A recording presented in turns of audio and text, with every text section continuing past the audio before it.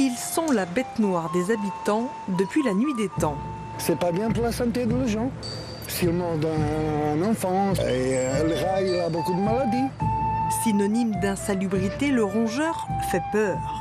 Les rats, c'est quand même dangereux quand même. D'autant qu'ils ne se cachent plus vraiment.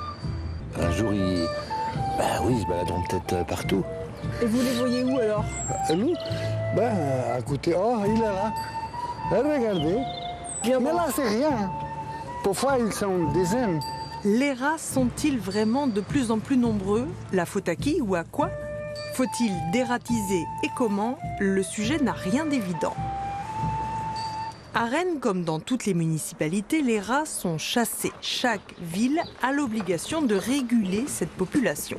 On vérifie les appâts. C'est la mission du service santé-environnement dont l'agent de salubrité installe ce type de boîtier. À l'intérieur, il y a des appâts avec des substances qui attirent le rat. Ce sont des anticoagulants et donc qui programment une mort du rat à 2-3 jours dans son terrier.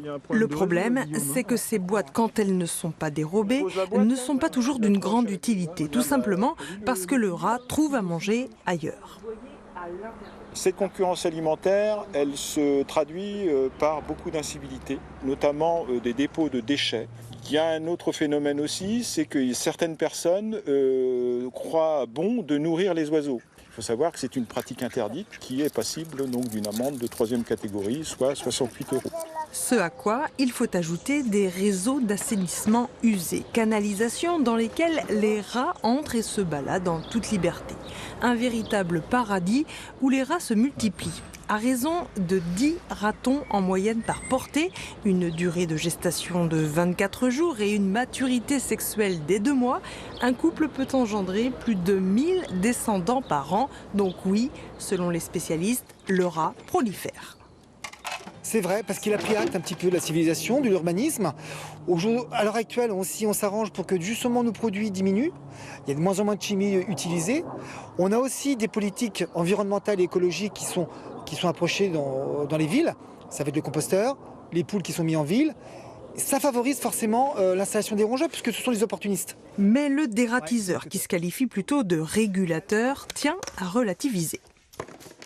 Il a son utilité. C'est un animal qui détruit les matières organiques qui ont du mal justement à se dégrader et lui favorise cette dégradation-là. La régulation par contre, ça évite des maladies, ça évite d'avoir des situations un petit peu désagréables auprès des usagers, etc. Et puis surtout, ça nous permet de ne pas voir à disparaître certaines espèces. Tout serait donc en réalité une question de cohabitation. La preuve, c'est qu'ici, les enfants jouent près des composteurs sans voir de rongeurs. J'en ai jamais vu ici. Et pourtant, Marianne Galeuil, c'est elle la référente de ce site de compostage partagé. Elle veille à ce qu'aucun déchet d'origine animale ne soit jeté. Surtout, les nuisibles ne peuvent pas entrer. Eh bien, grâce au grillage là, qui empêche les rats de passer, sous chaque bac, première chose. Et la deuxième chose, nous avons des cadenas. Ça limite les apports de tout et n'importe quoi. Pour éviter l'invasion, un peu de discipline pourrait donc être la solution.